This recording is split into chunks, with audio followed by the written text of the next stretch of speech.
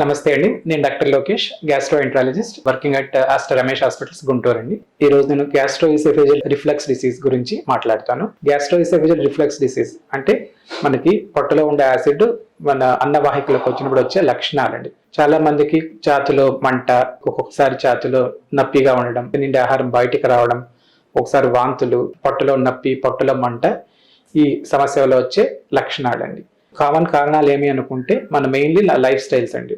Wait చాలా ఉండడం, మన ఆహార పద్ధతిలో ఎక్కువ కారాలు, మసాలాలు, పొట్ట ఫుల్ తినడం, తిన్న తక్షణం తొందరగానే పడుకోవడం, స్మోకింగ్, ఆల్కహాల్, ఎక్సర్సైజ్ లేకుండా, కొంతమందికి డ్రగ్స్ వల్ల, యాంగ్జైటీ, టెన్షన్స్ వల్ల, ల్యాక్ ఆఫ్ స్లీప్. సో ఇవి చాలా కారణాలు ఉన్నాయి. సో యంగ్ పేషెంట్లో చాలా మందికి మనకు లైఫ్ స్టైల్ చేంజెస్ వల్లనే వస్తాయి. ఓల్డ్ పేషెంట్లో కూడా కామన్గా లైఫ్ స్టైల్ చేంజెస్ వల్లనే వస్తాయి. బట్ ఒక్కొక్కసారి ఈ సిమ్టమ్స్ తగ్గకుండా ఉంటే వేరే ప్రాబ్లమ్స్ ఏమైనా ఉండొచ్చు. కామన్గా మనము ఎండోస్కోపీ ఏమైనా చేస్తే లోపల అల్సర్స్ ఉండొచ్చు.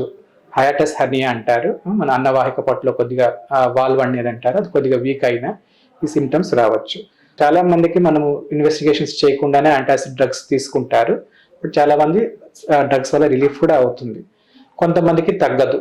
కొంతమందికి అలార్మింగ్ సిమ్టమ్స్ అంటారు, అంటే మింగడానికి ఏమైనా ఇబ్బందిగా ఉండడం, బరువు తగ్గిపోవడం, బ్లడ్ తగ్గడం, సో ఇలాంటి ఏమైనా సిమ్టమ్స్ ఉంటే ఇవి అలార్మింగ్ సిమ్టమ్స్ అంటారు. సో మంటతో పాటు ఇలాంటి లక్షణాలు ఏమైనా ఉంటే తొందరగా ఇన్వెస్టిగేషన్స్ చేసుకోవాల్సి ఉంటుంది. అలాగే మనం ట్యాబ్లెట్స్ వేసుకున్నా మంట తగ్గట్లేదన్నా అప్పుడు మనం ఇన్వెస్టిగేషన్స్ చేసుకోవాల్సి ఉంటుంది. సో ఎవరికైనా ఈ సిమ్టమ్స్ ట్రబుల్సమ్ అంటారు, అంటే మీ పని మీరు చేయలేకపోతున్నారు, చాలా ఇబ్బందిగా ఉంది అంటే డెఫినెట్గా ఇన్వెస్టిగేషన్స్ చేసుకోవాల్సి ఉంటుంది.